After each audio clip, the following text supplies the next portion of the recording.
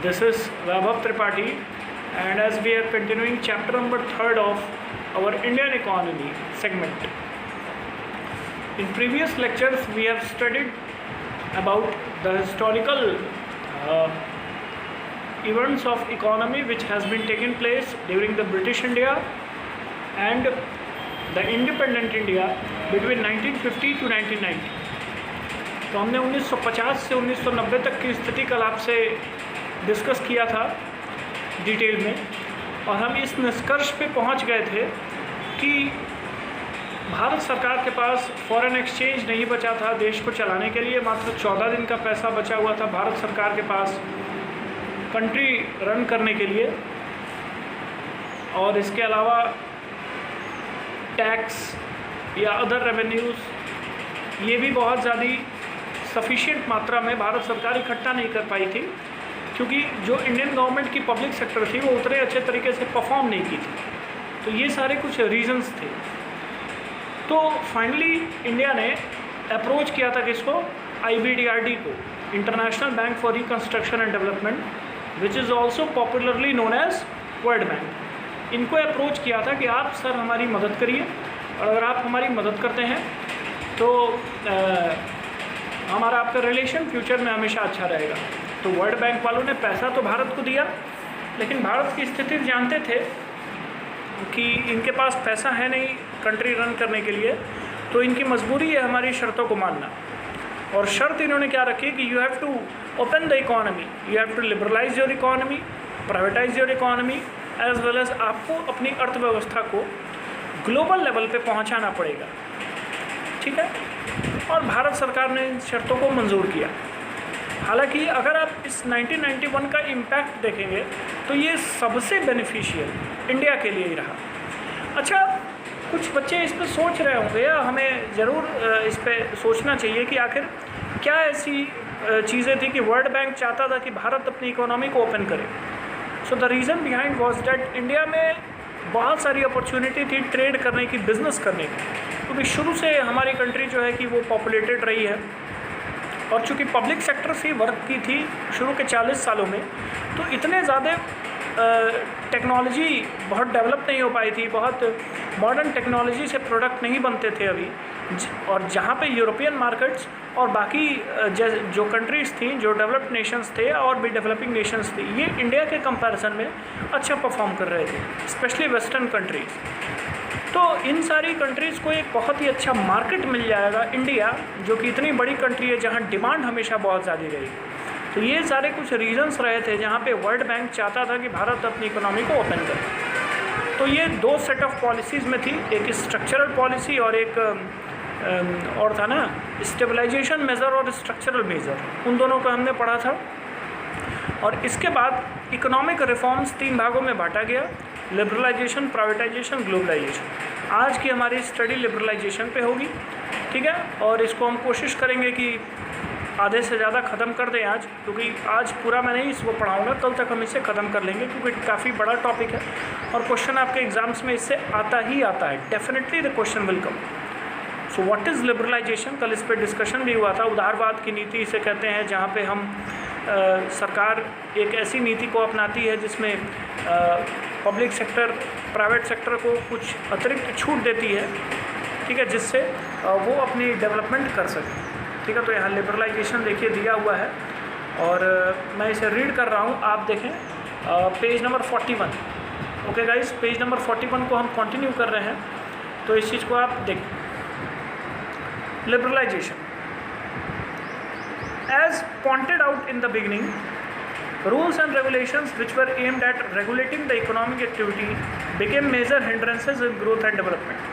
क्या बता रहा है कि जैसे बिगिनिंग में 1950s के बाद जो भी हमने रूल्स एंड रेगुलेशंस अडॉप्ट किए थे, कहाँ का रूल्स एंड रेगुलेशंस, तो पब्लिक सेक्टर ही देश चलाएगी, ठीक है, ऑलमोस्ट। तो ये जो हमने एक मेथड अडॉप्ट किया था इकोनॉमी एक्टिविटी को चलाने के लिए कंट्री में, ये एक हिंड्रेंस हो गई ग्रोथ और डेवलपमेंट का। हिंड्रेंस का मतलब ये एक रुकावट बन के रह गई ग्रोथ करने का और डेवलपमेंट करने का। मतलब कि कल भी मैंने बताया था कि भारत सरकार चाही तो कि हम इस तरह की पॉलिसी अडॉप्ट करते हैं, पब्लिक सेक्टर पॉलिसी को ज़्यादा जो है कि एक्टिव रखेंगे कंट्री में, जिससे कि क्या ही होगा कंट्री अच्छी तरीके से ग्रोथ करेगी, लेकिन वही उनका इकोनॉमिक पॉलिसी क्या हो गई, एक रुकावट का कारण हो गई, एक बाधा का रास्ता दिख रहा था वहाँ। आगे देखो, liberalization was introduce to put an end to this restriction and open various sector of the economy. Liberalization को इसलिए इंट्रोड्यूस किया गया ताकि जितने रेस्ट्रिक्शंस थे वो सारे रेस्ट्रिक्शंस को एंड किया जाए और जितने भी अतिरिक्त सेक्टर्स थे उन्हें इकोनॉमी के ओपन किया गया।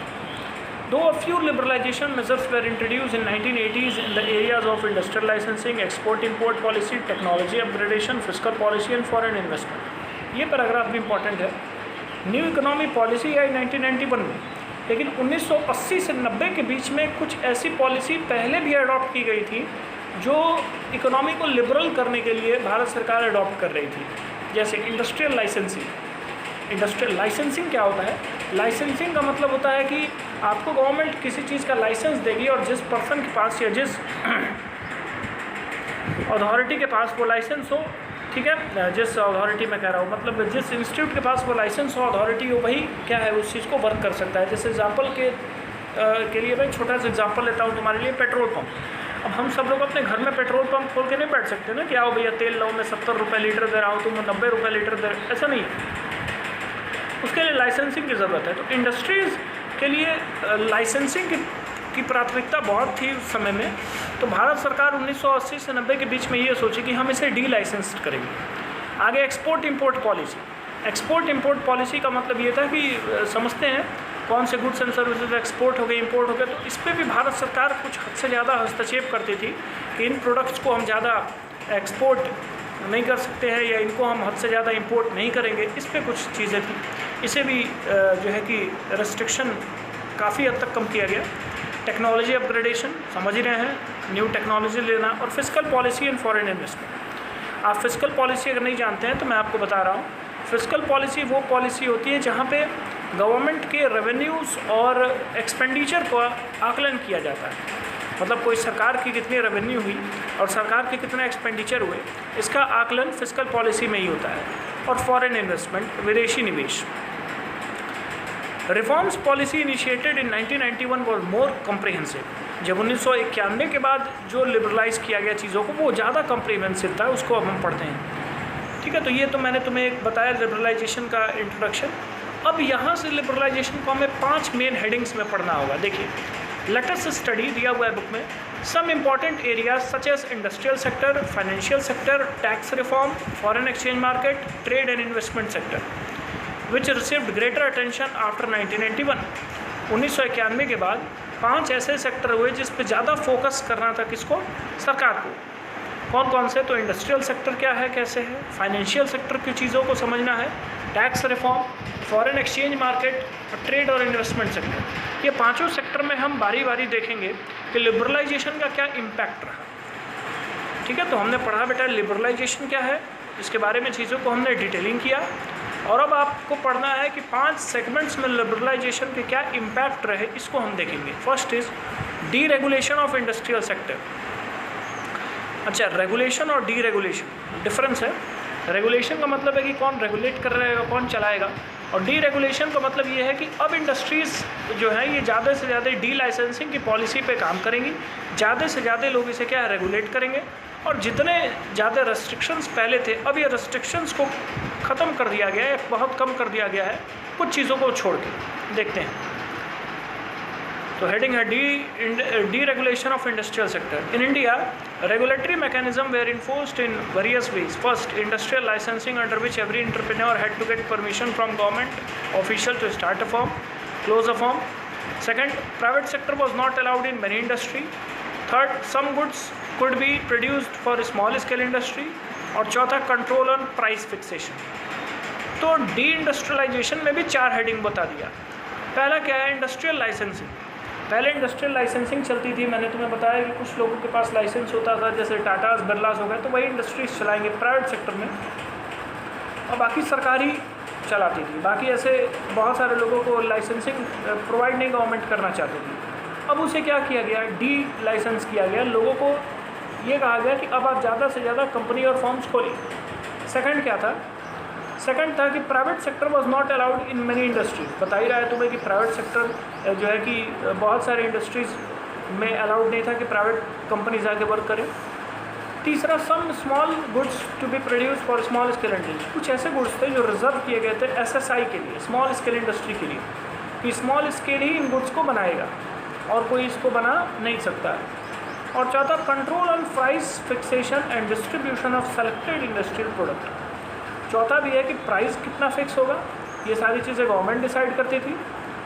और distribution of selected industrial product, मतलब जो इंडस्ट्रियल प्रोडक्ट है वो सेलेक्टेड इंडस्ट्रियल प्रोडक्ट का मतलब ये है कि हमने एक चुनिंदा प्रोडक्ट बनाया है, उसको हम कैसे डिस्ट्रीब्यूट करेंगे, किस प्राइस पे डिस्ट्रीब्यूट करेंगे, ये सब कुछ सरकार करती थी।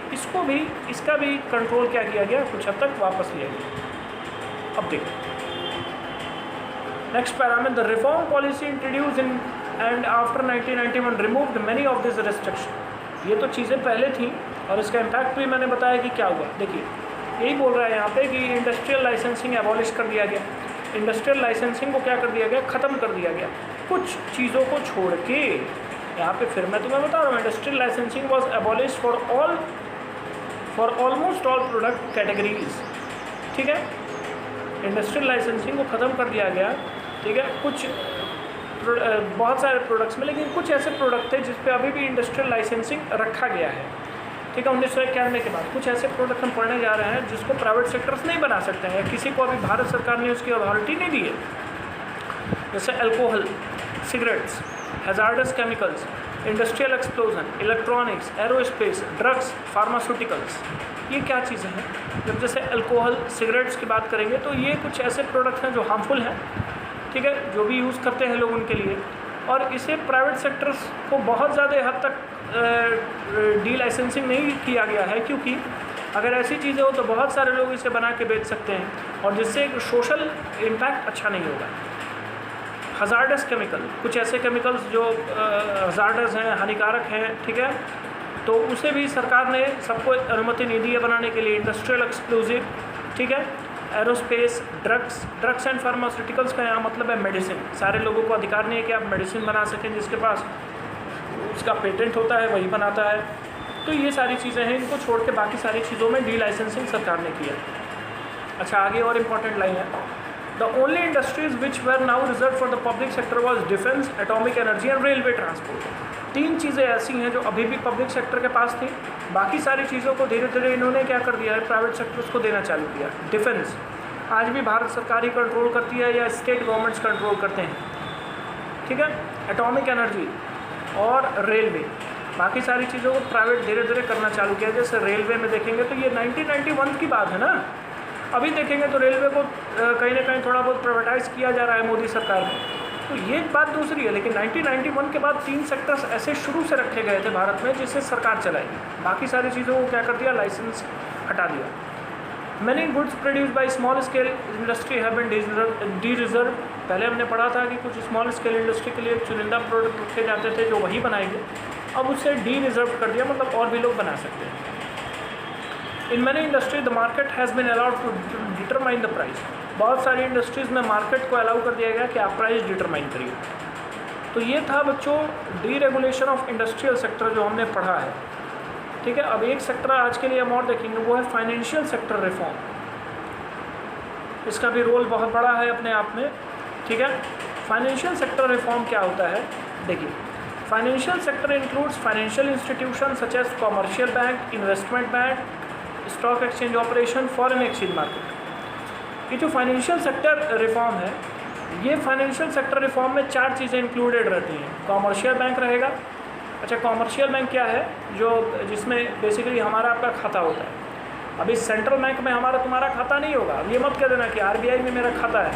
कॉमर्शियल बैंक्स में है, Punjab national bank, state bank of India, bank of Baroda, HDFC bank, axis bank, ये सारे कॉमर्शियल बैंक जो पब्लिक से डायरेक्टली कनेक्टेड होते हैं, जहाँ हम अपना पैसा जमा करते हैं, विड्रॉ करते हैं, उन्हें कॉमर्शियल बैंक्स कहते हैं। Next, investment banks. कुछ ऐसे बैंक्स आपको मिलेंगे जो इन्वेस्टमेंट बैंक्स होते हैं, आप उनमें इन्वेस्ट करिए, वो आपको अच्छा रिटर्न देंगे। Third is stock exchange operation. Stock exchange operation पढ़ना है डिटेल में। स्टॉक एक्सचेंज ऑपरेशन बहरहाल अगर आप देखें तो ये है कि जहाँ पे स्टॉक का लेन देन होता है, जैसे 1990s के ही आसपास एक बहुत बड़ा बोर्ड का इस्टेब्लिशमेंट किया गया, सेबी का। आप बिजनेस स्टडी में पढ़ेंगे क्लास 12th में, security exchange board of India, SEBI को 1990s के आसपास सेटअप किया गया और सेबी का ये कार्य दिया गया कि आप जो भी शेयर्स का लेन देन होगा, शेयर्स का सेल एंड परचेज होगा, वो आपकी देख रेख में होगा, आपकी निगरानी में होगा। तो वो क्या किया गया, वो सेबी को इंट्रोड्यूस किया गया। तो वो स्टॉक एक्सचेंज ऑपरेशंस में क्या बदलाव आए। और and foreign exchange market, foreign exchange market समझते हैं जहाँ पे डिफरेंट कंट्रीज़ के करेंसीज का मूल्य निर्धारित होगा, उसे हम कहते हैं फॉरेन एक्सचेंज मार्केट। तो ये चार चीज़ें कहाँ हैं, फाइनेंशियल सेक्टर में। अब इसको देखते हैं। The financial sector in India is regulated by reserve bank of India RBI। ये कहानी मैं तुम्हें बता रहा हूँ 1990 से पहले की, कि फाइनेंशियल सेक्टर में हुए चार चीज़। पहला बताओ भैया, बताओ पहला, कमेंट करके भी बताओ। पहला है कॉमर्शियल बैंक, हाँ जी। दूसरा इन्वेस्टमेंट बैंक, तीसरा स्टॉक एक्सचेंज वाला, और चौथा फॉरेन एक्सचेंज मार्केट। और ये चारों को चला कौन रही है, RBI चला रही है। अभी क्या था कि अब आगे देखिए इसमें चेंजेस क्या हुए। ये तो चीज़ें पहले चली आ रही थी। और RBI क्यों चलाती थी, क्योंकि RBI कॉमर्शियल बैंक्स को कहती है कि भैया तुम जो है कि रिज़र्व, तुम इतना पैसा हमारे यहाँ रिज़र्व रखोगे एज सिक्योरिटी, जिसे हम कहते हैं LRR, लीगल रिजर्व रेशियो, और बाकी आप लोन वगैरह देते जाइए। तो एक तरह का बहुत ही कंट्रोलिंग था RBI का इस पूरे फाइनेंशियल सेक्टर पे। पूरे कॉमर्शियल बैंक पे कंट्रोल RBI का था, आज भी है। आज भी कॉमर्शियल बैंक पे कंट्रोल RBI का है। सारे बैंक्स का बाप किसे कहते हैं, RBI का, RBI को ही कहते हैं। लेकिन पहले इसका रोल पूरी तरह से रेगुलेटर था। RBI ओनली रेगुलेट्स इट, ठीक है। It was not acting as a facilitator with the commercial banks, the investment banks, stock exchange market, everything was controlled by RBI. But as I have told you that after 1990s, SEBI, Security Exchange Board of India, the board was set up approximately of 1990s. So now the stock exchange market was given, or the functioning of a stock exchange market has to be looked out by SEBI. तो पहले RBI करता था। आगे देखिए, मैं जो line अब बोलने जा रहा हूँ, it is the most important line, इसे अंडरलाइन कर लेंगे। One of the major aims of financial sector reform is to reduce the role of RBI from regulator to facilitator of financial sector. Bottom line, ये कभी भी आपसे financial sector reform पूछेगा तो ऊपर जो मैंने बताया वो और अभी जो मैं बताया वो, ये दोनों को मेंशन ज़रूर करिएगा कि सबसे मेजर एम फाइनेंशियल सेक्टर का ये रहा कि RBI के रोल को रेगुलेटर की जगह चेंज करके फैसिलिटेटर की जगह हम रखते हैं। फैसिलिटेटर का मतलब होता है कि RBI अब सुविधा प्रोवाइड करेगी। RBI उतना ज़्यादा कंट्रोल नहीं करेगी, पहले की तरह इतना ज़्यादा स्ट्रिक्ट रेस्ट्रिक्शंस नहीं लगाएगी। अब वो फ्लेक्सिबल तौर तरीके से काम करेगी। आगे देखिए इसका मतलब क्या हुआ। This means that financial sector में be allowed to take decisions और many matters without consulting RBI। इसका मतलब है कि कुछ ऐसे मैटर होंगे जहाँ पे फाइनेंशियल सेक्टर में, जहाँ पे RBI के जो है कि हमें पूछताछ नहीं करनी है, हम डिसीजंस ले सकते हैं। बिना RBI के भी हम डिसीजंस ले सकते हैं। देखिए आगे पेज नंबर 42 शायद है, इस पे नेक्स्ट पैरा दिया है। The reform policy led to the establishment bank of private sector bank. अच्छा, इस फाइनेंशियल सेक्टर रिफॉर्म में अब 1990s के बाद क्या प्राइवेट सेक्टर बैंक्स आना चालू हुए। मतलब इसके बताने के हिसाब से ये है कि 1990s के पहले भारत में प्राइवेट बैंक्स ना के बराबर थे। अब प्राइवेट बैंक्स ज़्यादा से ज़्यादा आना चालू हुए। प्राइवेट बैंक्स भी दो तरीके के, एक इंडियन प्राइवेट बैंक और दूसरा फॉरेन प्राइवेट बैंक्स। अब जैसे इंडियन प्राइवेट बैंक्स का तुम एग्जांपल देखे होगे, प्राइवेट बैंक्स की बात करो, HDFC बैंक, एक्सिस बैंक, और भी हैं ICICI बैंक। ये सारे क्या हैं, प्राइवेट बैंक्स। कुछ फॉरेन बैंक्स भी होते हैं, जैसे city bank, city bank of India, ये प्राइवेट बैंक है। स्टैंडर्ड चार्टर्ड बैंक, ठीक है, ये सारे कुछ आपके फॉरेन बैंक्स हैं। अब शायद ही ये बलिया में दिखे, या शायद बलिया में और रखड़ा में, तो मेरे को नहीं लगता है कि है। आप बनारस वगैरह जाएंगे तो ये बैंक्स आपको वहाँ दिखते हैं। इनमें क्या किया कि एक तो प्राइवेट बैंक्स को कहा कि ठीक है भैया तुम आओ और काम करना चालू करो, और फॉरेन बैंक्स को भी आमंत्रित किया। Foreign investment limit in banks were raised around two 74%। एक इंपॉर्टेंट लाइन, जो फॉरेन इन्वेस्टमेंट है, जो लोग विदेशी पैसा लगाना चाहते हैं बैंकों में, इनमें वो 74% तक का पैसा लगा सकते थे। आगे देखिए, those banks which fulfil the certain condition have given chance freedom to set up new branches without the approval of RBI and rationalize their existing branch network. क्या दे रहा है कि वैसे बैंक जो इन सारे कंडीशंस को फुलफिल करें वो अपने नए ब्रांचेस को सेटअप कर सकते हैं बिना आरबीआई के परमिशन के, और उसे रैशनलाइज भी कर सकते हैं। रैशनलाइज का यहाँ मतलब है बंद करना, कि अगर हमारे कुछ ब्रांचेस, हमें ये देखें कि हम एसबीआई की कोई ब्रांच है, या चलो एसबीआई तो पब्लिक सेक्टर होगी, प्राइवेट हाँ उसमें भी हो सकता है, पब्लिक में भी। प्राइवेट सेक्टर का ही एग्जांपल ले लें, आईसीआई के 4-5 ब्रांचेस हैं एक जगह पे, एक ब्रांच बहुत अच्छा चल रहा है तो उसी जगह हम दूसरी ब्रांच भी खोल सकते हैं कुछ दूर पे, अगर हम सारे कंडीशंस को फुलफिल कर रहे हैं तो। दूसरी चीज़ एक हमारा ब्रांच है जो अच्छा परफॉर्म नहीं कर रहा है तो उसे हम बंद भी कर सकते हैं विदाउट कंसल्टिंग आरबीआई। ये सारी कुछ छूट दे दी गई बैंक्स को। Though banks have been given permission to generate resources from India and abroad, certain managerial aspects have been retained with RBI to safeguard the industrial interest of account holder and the nation. इस line का मतलब है कि चूंकि bank को ये permit दे दिया गया कि आप फाइनेंस अरेंज करिए भारत से भी और बाहर से भी, लेकिन अभी भी जो कुछ मैनेजमेंट के कुछ डिसीजंस हैं ये आरबीआई ही लेगी। मतलब इसका मतलब है कि कुछ अभी भी ऐसे चीज़ें हैं जो आरबीआई ही कंट्रोल करती है और आज भी करती आएगी और कभी भी ये भारत में करती ही रहेगी। आगे लास्ट लाइन अब जो दिया है, एक चीज़ और इंट्रोड्यूस किया है, FII फॉरेन इंस्टीट्यूशनल इन्वेस्टर। ये 1991 के बाद भारत में आना स्टार्ट हुए। Foreign institutional investor such as merchant banker, mutual fund, pension fund are now allowed to invest in Indian financial market. ऐड देखते हैं ना, म्यूचुअल फंड का एक आपके टीवी में ऐड आता है, देखते होंगे है कि नहीं, कि म्यूचुअल फंड सभी वित्तीय जोखिम से परे है। सारी मतलब नॉलेज को जानने के लिए आप इसके एडवर्टीजमेंट को पढ़िए। तो ये mutual fund, pension fund, merchant banker, 3 तरह के फॉरेन इंस्टीट्यूशनल इन्वेस्टर होते हैं जिन्हें भारत सरकार ने अलाउ किया कि आप हमारे मार्केट में, इंडियन मार्केट में यानी इंडियन फाइनेंशियल मार्केट में आप पैसा इन्वेस्ट कर सकते हैं, लोगों को भी इसका बेनिफिट दे सकते हैं और खुद भी प्रॉफिट कमा सकते हैं। तो ये बेटा था फाइनेंशियल सेक्टर रिफॉर्म। देखिए क्लास काफ़ी लंबी चली है कि नहीं, 22 मिनट का लगभग टाइम हो गया है क्लास को। तो आप देख सकते हैं कि इसमें डीप चीज़ें हैं। इंडियन इकोनॉमी कहने के लिए है लेकिन इसमें चीज़ें डीप हैं। ये आपको मैंने फाइनेंशियल सेक्टर रिफॉर्म पढ़ाया, इंडस्ट्रियल सेक्टर पढ़ाया। अब इसमें कल टैक्स रिफॉर्म पढ़ेंगे, फॉरेन एक्सचेंज रिफॉर्म पढ़ेंगे, ट्रेड एंड इन्वेस्टमेंट पॉलिसी पढ़ेंगे। इसमें टैक्स रिफॉर्म थोड़ा सा लंबा है, बाकी दोनों छोटा है। तो कल लिबरलाइजेशन हम ख़त्म कर लेंगे, ठीक है, कल हम लिबरलाइजेशन ख़त्म कर लेंगे और इसके बाद हम आगे चैप्टर्स में बढ़ेंगे। तो अभी आप इसको रिवाइज़ करिए। वीडियोज़ अगर देख रहे हैं, पहली बात तो मुझे लग नहीं रहा है कि सारे लोग वीडियो देख रहे हैं, लेकिन अगर कोई भी बच्चा क्लास का वीडियो देख रहा है तो आप नीचे कमेंट करिए अपनी आईडी से अपना नाम मेंशन करके, ताकि मुझे पता तो चलेगा कि वीडियो कौन देख रहा है। नहीं तो ऐसे तो हम बना रहे हैं, उसका क्या ही फ़ायदा है। इससे मेरे को पता चलेगा ना कि वीडियो किसने देखा है।